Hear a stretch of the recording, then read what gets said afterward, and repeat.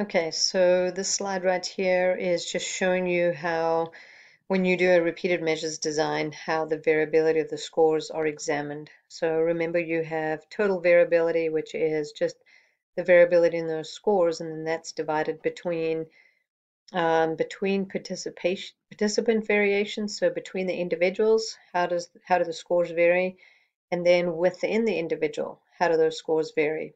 And then within participant variation is broken down even further into the effect of the experiment, right? So how do the scores vary because of the experiment that you were doing? So again, here we're measuring them maybe at week 1 and week 3 and week 5 and week 7. And what is the experiment doing over those repeated measures, like what's happening over time?